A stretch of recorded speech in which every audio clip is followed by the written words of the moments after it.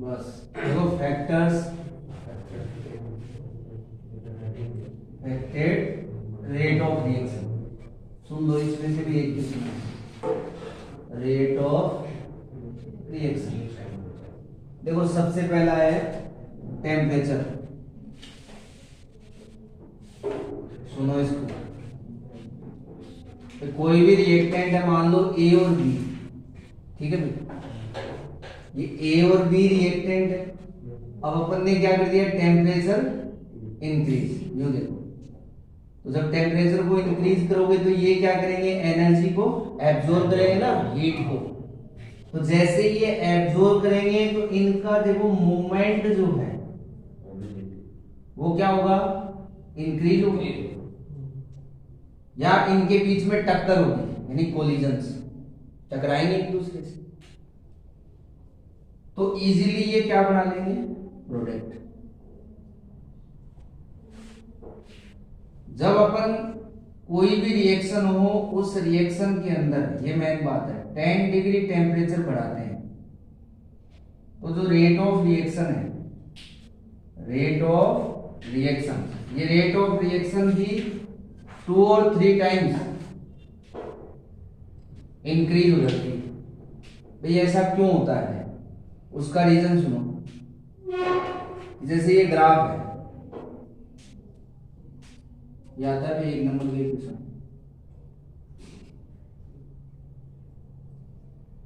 मान लो कोई reaction T degree temperature पे हो रही है, ये मान लो T डिग्री है। तो यहां पे ये जो पार्टिकल है ना, ये कौन है, एक्टिव। एक्टिव का मतलब आपस में टकराने वाले। और अब मैं 10 डिग्री टेम्परेचर को क्या कर रहा हूं, इंक्रीज कर रहा हूं। तो जैसे ही मैंने 10 डिग्री टेम्परेचर इंक्रीज कर दिया, यानी T+10, तो जो नंबर ऑफ पार्टिकल है जिनके बीच में टक्कर हो रही है, उनकी जो संख्या है वो लगभग क्या होगी, डबल। ऐसे सोचो, डबल का मतलब इसको थोड़ा यूं बना ले भाई, इतने पार्टिकल जो है ना, ये तो कब थे, जब टेम्परेचर क्या था, T, और मैंने टेम्परेचर क्या कर दिया, 10 डिग्री इंक्रीज। तो पार्टिकल जो है एक्टिव, वो लगभग क्या हो गए, डबल हो गए। यानी इस टेम्परेचर पे यूं सोचो, 100 पार्टिकल एक दूसरे से टकरा रहे थे, जिनके बीच में कोलिजन्स हो रहे थे। मैंने 10 डिग्री टेम्परेचर और बढ़ा दिया, तो जो एक्टिव पार्टिकल है उनकी संख्या मान लो 300 हो गई। यानी आपस में जो टकराने वाले हैं या जिनके बीच में कोलिजन्स हो रही है, वो कितने हैं, 300। तो रेट ऑफ रिएक्शन भी तो क्या हो गया, 2 और 3 टाइम्स इंक्रीज हो गया। लिखना क्या है अपन को, कि जब 10 डिग्री टेम्परेचर इंक्रीज करते हैं तो रेट ऑफ रिएक्शन 2 और 3 टाइम्स इंक्रीज हो जाती है। ऐसा क्यों होता है, तो अपन को ये सिंपल सा लिखना है कि जब T डिग्री टेम्परेचर होता है, उस टाइम जो नंबर ऑफ एक्टिव पार्टिकल है, और T+10 डिग्री पर जो नंबर ऑफ पार्टिकल एक्टिव, उनकी संख्या डबल हो गई, डबल या ट्रिपल। तो रेट ऑफ रिएक्शन भी क्या हो गया, डबल और ट्रिपल हो गया। अब एक इसमें जैसे मान लो रेट होता है, रेट कोफिशिएंट, कि जब T डिग्री टेम्परेचर है, उस समय रेट ऑफ रिएक्शन, ऐसे मान लो रेट कांस्टेंट के KT, T+10 डिग्री, उस समय ये कितना हो गया, KT+10 डिग्री। ऐसे मान लो 2 कंडीशन हो गई ना, T डिग्री तो ये rate constant KT, T+10 KT+10, इन दोनों का रेशियो, यानी KT+10 degree divide by KT, ये लगभग कितना होता है, 2 और 3। और ये तो ये क्या है, इसको बोलते हैं टेम्परेचर कोफिशिएंट।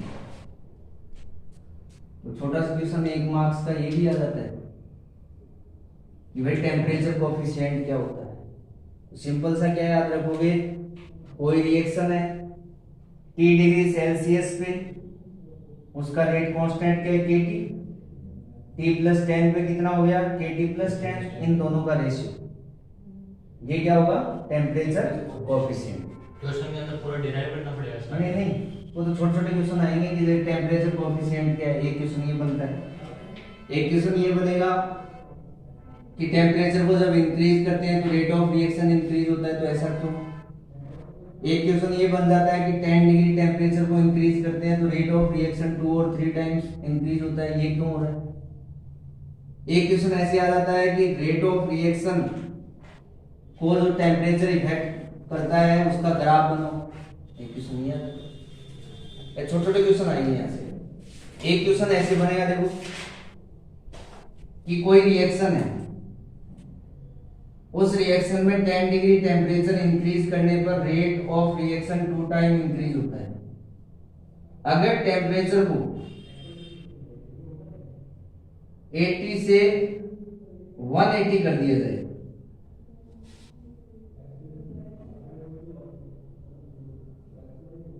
यानी इतने से इतना कर दिया जाए तो रेट ऑफ रिएक्शन कितने टाइम्स इंक्रीज हो जाए।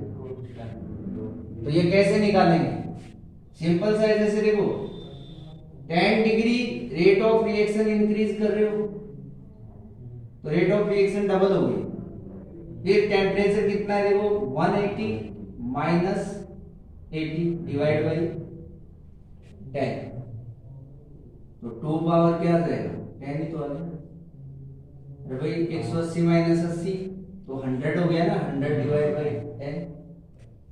अगर इसी जगह क्वेश्चन ऐसे आ जाए कि कोई रिएक्शन है, उस रिएक्शन में 10 डिग्री टेम्परेचर इंक्रीज करते हैं तो rate of reaction 3 times increase होता है। अगर टेम्परेचर को 200 डिग्री सेल्सियस से 300 कर दिया जाए तो रेट ऑफ रिएक्शन कितने टाइम्स इंक्रीज हो जाएगी। तो अब की बार क्या हो जाएगा, 3 पावर 100 माइनस 100/10, यानी अरे ये तो आगा आ रही बात समझ, कैसे कैसे क्वेश्चन आएंगे, तो ये छोटे छोटे क्वेश्चन बनेंगे। अब एक बात और सुनो ध्यान से, एक होती है एक्टिवेशन एनर्जी। तो देखो एक्टिवेशन एनर्जी होती क्या है और फिर टेम्परेचर का उस पे इफेक्ट क्या होता है, क्या इफेक्ट होता है। देखो EA यानी एक्टिवेशन एनर्जी, एक्टिवेशन एनर्जी ये होती क्या है कि कोई भी रिएक्टेंट होता है ना, कोई भी रिएक्टेंट, उस रिएक्टेंट को एक्टिव होने के लिए जो मिनिमम रिक्वायर्ड एनर्जी है जिसको वो गेन करे और फिर वो क्या होए, एक्टिव, और एक्टिव होने के बाद फिर क्या होए, कोलिजन्स, और फिर क्या बनाएगा, प्रोडक्ट। तो एक्टिवेशन एनर्जी क्या होगी कि minimum required energy to the reactant and become active. तो ये मिनिमम जो रिक्वायर्ड एनर्जी है इसी को क्या बोलेंगे, एक्टिवेशन एनर्जी। अब जैसे ए और बी दो रिएक्टेंट है, मैंने कहा कि ए की एक्टिवेशन एनर्जी ज्यादा है और बी की एक्टिवेशन एनर्जी कम है, तो तुमसे पूछे कि ज्यादा एक्टिव कौन है या जल्दी एक्टिव कौन होगा। हाँ, पहले एक्टिव ये होगा क्योंकि एक्टिवेशन एनर्जी क्या है, एक्टिव होने के लिए रिक्वायर्ड एनर्जी तो है, तो जिसको कम रिक्वायर्ड एनर्जी होगी वो जल्दी एक्टिव होगा ना। तो पता है टेम्परेचर का क्या रोल है कि जैसे ही अपन किसी रिएक्टेंट में यदि रिएक्शन में टेम्परेचर को इंक्रीज करते हैं तो जो रिएक्टेंट है वो क्या करता है, हीट को, जब अपन टेम्परेचर को इंक्रीज करते हैं तो जो रिएक्टेंट होता है वो क्या करेगा, एनर्जी को एब्जॉर्ब करेगा। तो जब ये एनर्जी को एब्जॉर्ब करेगा तो इस रिएक्टेंट को जो रिक्वायर्ड एनर्जी है, रिक्वायर्ड एनर्जी वो कहां से गेन हो गई, टेम्परेचर से। हमारी बात समझ में, हीट से। तो हो सकता है कि इस रिएक्टेंट को जितनी रिक्वायर्ड है उतनी एनर्जी मिल जाए या उससे ज्यादा भी मिल जाए, तो रेट ऑफ रिएक्शन क्या हो जाएगा, इंक्रीज। तो ये वाला आंसर अपन लिख सकते हैं अगर 1 मार्क्स का कोई क्वेश्चन आता है कि भाई टेम्परेचर को अगर इंक्रीज करते हैं तो रेट ऑफ रिएक्शन इंक्रीज क्यों होता है। तो क्या याद रखना है कि टेम्परेचर को इंक्रीज करोगे तो जो रिएक्टेंट है वो हीट को यानी एनर्जी को एब्जॉर्ब करेगा, इससे जो उसको रिक्वायर्ड एक्टिवेशन एनर्जी है उसके इक्वल या उससे ज्यादा एनर्जी गेन हो जाती है, जिससे वो जल्दी एक्टिव हो गया, और जल्दी एक्टिव हो गया तो कोलिजन हो गई, फिर प्रोडक्ट बन जाएगा। राड़ी बात समझ। तो ये ऐसे छोटे मोटे इसमें से क्वेश्चन आते हैं। अब ये सुनो, जो ये ई ए है ये निकालते कैसे हैं, इसको निकालना भी है क्योंकि मैथमेटिकल फॉर्मूला यहाँ से ड्राइव करना पड़ेगा। एक्टिवेशन एनर्जी से एक न्यूमेरिकल आता है, सुनो पहले कैसे निकालते हैं। पहले तो एक्टिवेशन एनर्जी का फॉर्मूला आना चाहिए। सुनो, एक नाम सुना है क्या, आर्हेनियस इक्वेशन, कभी सुना है क्या, आर्हेनियस इक्वेशन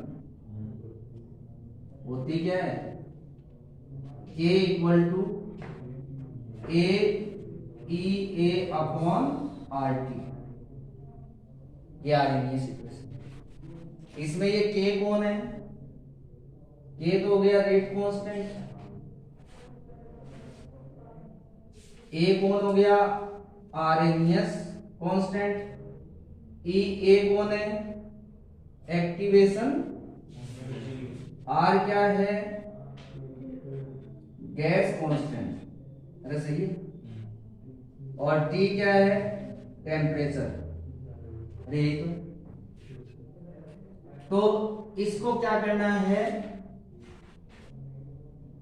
सबसे पहले तो मल्टीप्लाई करो लोग से दोनों side, E A upon R T, यही तो। अब जैसे एक फॉर्मूला होता है log m इंटू एन, ये क्या होता है log m प्लस log, अरे यही तो होता है। अब यहां देखो m कौन है ये और n कौन है e, तो अपन इसको ऐसे लिख सकते हैं log k बराबर log a plus log e, अरे यही होगा। या अपन अब इसको ऐसे कर सकते हैं कि log k इक्वल टू, देखो ये आरएनएस कांस्टेंट है, इसको यहां से हटा सकते हैं क्योंकि कांस्टेंट पे टेम्परेचर का कोई इफेक्ट नहीं होता, ऐसे ही है। तो बच गया क्या log e ए अपॉन,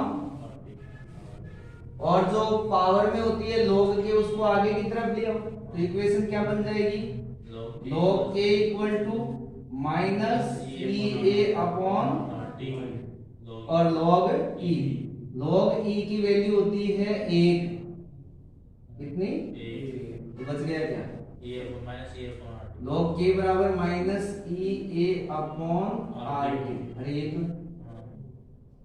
अब देखो जब टेम्परेचर T1, तो मान लो रेट कांस्टेंट क्या है K1, तो दो इक्वेशन बना लो इसकी, तो ये हो जाएगा log K1 minus E A upon R T1, R क्या गैस कांस्टेंट है, उस पर कोई इफेक्ट नहीं पड़ेगा, की वैल्यू होती है 8.314 किलोजूल पर मोल, ठीक है। तो फिर T2 टेम्परेचर, ये क्या हो जाएगा, K2 हो जाएगा, क्या आ जाएगा log K2 बराबर minus E A upon R T, अरे सही है, ये तो पड़ेगा। अब देखो दो इक्वेशन हो गई, और अपन ने ये भी पढ़ा कि भाई टेम्परेचर ज्यादा कौन सा है, अरे T2 ही तो ज्यादा है। तो एक बात बताओ, टेम्परेचर इंक्रीज करोगे तो रेट तो इंक्रीज होगी, यानी K2 बढ़ेगा। तो अपन यूं कर सकते हैं, इक्वेशन दो में से इक्वेशन फर्स्ट को माइनस कर दो, अरे सही है। तो ऐसे करोगे तो क्या आ जाएगी, करो ऐसे माइनस, क्या हो जाएगा log k2 सर ये केमिस्ट्री का सबसे इजी चैप्टर है क्या? Minus log k1 minus EA upon RT2, और ये माइनस माइनस क्या हो जाएगा प्लस A अपॉन RT2। अरे ये हो,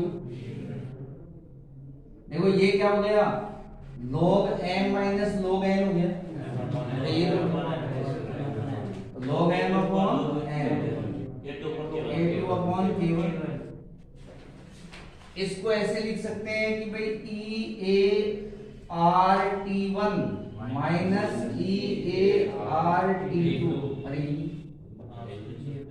log k2 upon k1 EA upon R 1 upon T1 minus 1 upon T2, log k2 upon k1 बराबर EA अपॉन R। एक बात बताओ एलसीएम ले सकते हैं ना, T2 माइनस T1। अरे यहाँ तक समझ आएगा। एक काम और कर सकते हैं कि ln convert into log 10 base, add करना पड़ेगा। तो फिर क्या ऐड करते हैं 2.303, ये तो करते हैं। तो ऐसा करोगे, देखो इसको log 10 बेस में चेंज करोगे तो 2.303 log 10 बेस लिखो या मत लिखो k2 upon k1 EA upon R k2 minus T1 T1 T2। अब देखो ये दोनों साइड में इस 2.303 से डिवाइड कर सकते हैं, तो डिवाइड करोगे तो क्या बच जाएगा, ये तो कैंसिल हो जाएगा, log k2 अपॉन k1 बराबर EA upon 2.303 R T2 minus T1 upon T1 T2। देखो इस पे आएगा न्यूमेरिकल, ये ड्राइव करना तो कम ही चांस है, लेकिन फिर भी बाई चांस आ जाए, लेकिन ये फॉर्मूला आना चाहिए, इससे रिलेटेड न्यूमेरिकल आएगा, ये अपना काम का है। देखो न्यूमेरिकल कैसे आते हैं, दो ही टाइप से न्यूमेरिकल आएंगे। कैसे कि कोई रिएक्शन है, देखो जैसे कोई रिएक्शन है कि भाई ये R ये P, क्वेश्चन ऐसे आता है कि जब T1 टेम्परेचर, T1 का मतलब मान लीजिए 300 केल्विन टेम्परेचर है, तो इस रिएक्शन का जो रेट कांस्टेंट है वो 2 mole litre inverse second inverse. Temperature को 600 केल्विन कर दिया मैंने, तो ये हो गया 6 mole litre inverse second inverse. इसकी एक्टिवेशन एनर्जी को कैलकुलेट करो, सिंपल सा क्वेश्चन है। 300 केल्विन पे रेट कांस्टेंट कितना है, इतना, 600 पे ये दे दिया, तो इस फॉर्मूले में जाओगे तो जैसे log k2 कितना है 6 हो गया ना, log k2 यानी 6 डिवाइड बाय 2, ये अपन को निकालना है 2.303, R की वैल्यू देगा और ये हो जाएगा 600 माइनस 300 डिवाइड बाय 300 इंटू, अरे कर सकते हो ना। अब देखो ये हो जाएगा log 3,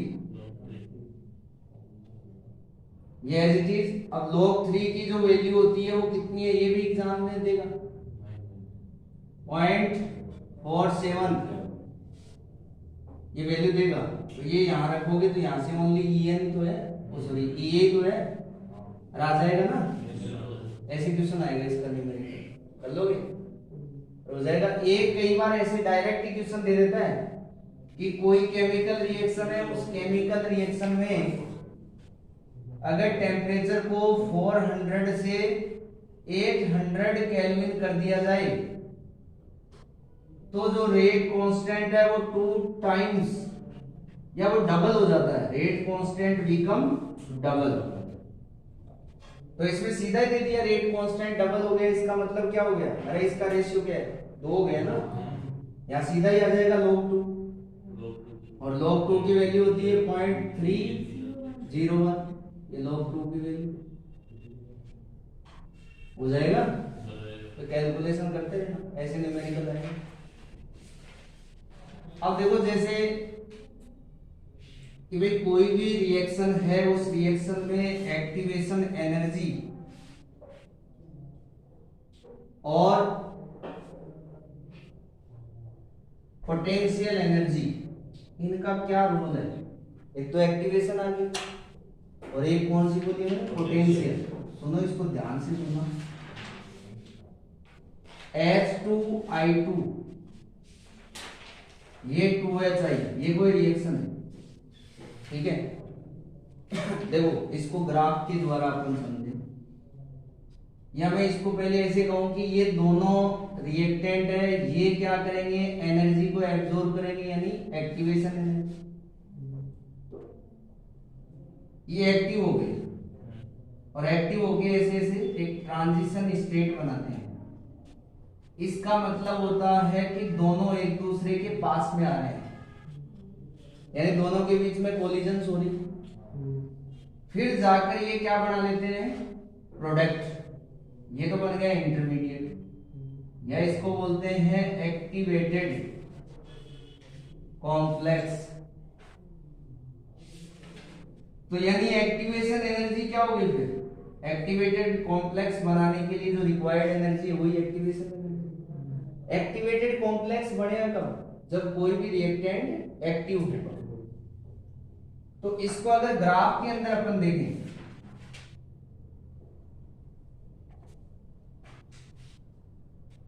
ये मान लीजिए पोटेंशियल एनर्जी,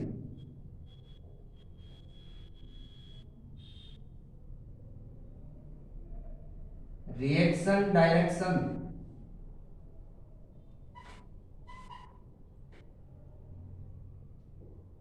ये H2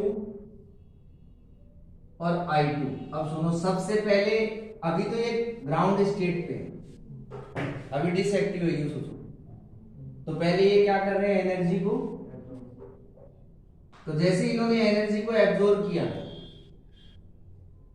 ये होता है C, इसको बोलते हैं एनर्जी बैरियर।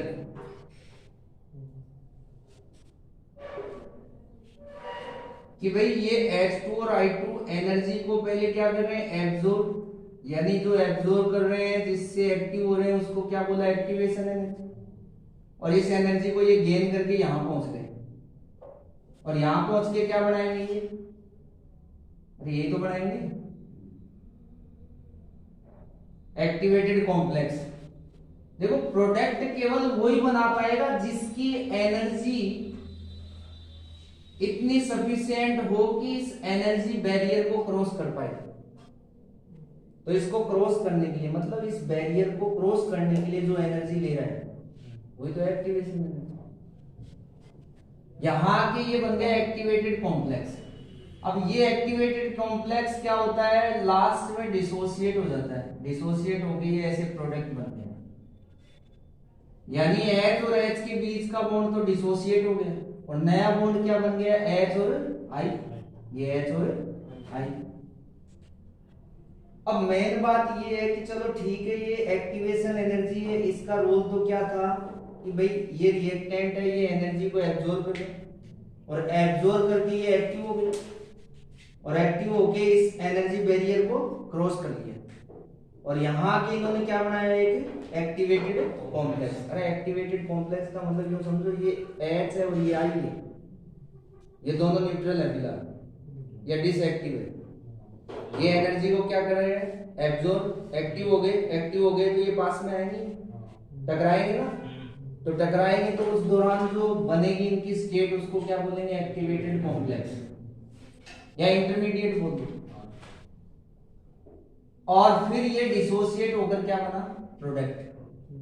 तो फिर ये पोटेंशियल एनर्जी का क्या रोल है, देखो पोटेंशियल एनर्जी को बढ़ा रहा हूं मैं, तो इस बात को ध्यान से सुनना कि मैंने क्या कहा, एक H हो गया और ये I हो गया, ये दोनों ऐसे पास में आएंगे, तो इनके बीच में प्रोडक्ट बनेगा यानी रिएक्शन होगा। लेकिन समस्या क्या है कि जब ये दो पास में आ रहे हैं तो इनके बीच में रिपल्सन हो रहा है। क्या हो रहा है? रिपल्सन भी तो होगा। उस रिपल्सन को रोकने के लिए सोचो, जब तक ये पास में आके टकराएंगे नहीं तो प्रोडक्ट नहीं बनेगा। पर प्रॉब्लम क्या है कि जब पास में आ रहे हैं तो इनके बीच में रिपल्सन हो रहा है। तो रिपल्सन हो रहा है तो पास में नहीं आएंगे, पास में नहीं आएंगे तो फिर प्रोडक्ट नहीं बनेगा। रिपल्सन क्यों हो रहा है? क्यों 11th क्लास में पढ़ता रिपल्सन क्यों हो रहा है?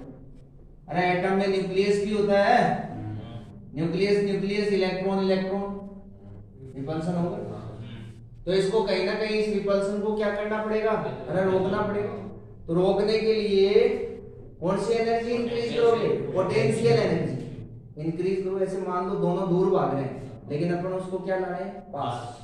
तो जैसे ही पोटेंशियल एनर्जी मैक्सिमम हो जाएगी ये वाला डिसोसिएट होकर क्या बना लेगा? प्रोडक्ट। क्योंकि एनर्जी, केमिस्ट्री में एक बात याद रखना, एनर्जी जब इंक्रीज होती है ना तो स्टेबिलिटी डिक्रीज होती है। तो ये इसकी पोटेंशियल एनर्जी ज्यादा होगी, तो जैसे ही ज्यादा होगी ये वाला क्या हो जाएगा? डिसोसिएट हो जाएगा। और डिसोसिएट होकर क्या बना लेगा? प्रोडक्ट। तो कई बार ऐसे क्वेश्चन आता है कि कौन सा रिएक्टेंट प्रोडक्ट बनाता है? तो वो रिएक्टेंट प्रोडक्ट बनाएगा जिसकी एनर्जी जो है भाई इतनी सफिशिएंट हो कि वो इस एनर्जी बैरियर को क्रॉस कर सके। दूसरी बात, पोटेंशियल एनर्जी को क्यों इंक्रीज कर रहे हैं? तो उसका आंसर क्या हुआ कि जब दो रिएक्टेंट पास में आ रहे हैं तो उनके बीच में क्या हो रहा है? रिपल्सन हो रहा है। और इस रिपल्सन को रोकने के लिए लगातार अपन क्या करते हैं? पोटेंशियल एनर्जी को इंक्रीज। और पोटेंशियल एनर्जी जैसे ही मैक्सिमम हो जाएगी ये जो इंटरमीडिएट है या एक्टिवेटेड कॉम्प्लेक्स है ये डिसोसिएट हो जाएगा। राड़ी की बात समझ। अब एक क्वेश्चन यहां से और बनता है। देखो दो रिएक्शनें होती है, एक तो एक्सोथर्मिक और एक होती है एंडोथर्मिक। तो जैसे तुमसे पूछ ले कि भाई एंडोथर्मिक और एक्सोथर्मिक में ग्राफ बनाओ, तो एक बात बताओ मेरे को, इसी में समझो कि यहां से मैं यहां तक आ रहा हूं, ये जो एनर्जी है ये EA1 मान लो। तो दूसरा काम ये भी तो हो रहा है कि यहां से ये यहां तक ये प्रोडक्ट भी तो बन रहा है। तो ये कौन सी होगी? अरे ये 2। और यहां ये मान लो बेस, तो ये बीच में गैप भी तो आ रहा है। ये क्या हो गया? ये होता है डेल्टा H, जिसको बोलेंगे रिएक्शन एंथैल्पी। अरे ये वाला बीच में ये बेस था ना, यहां मान लो मैं यूं बना दूं, देखो A+B, ये लो,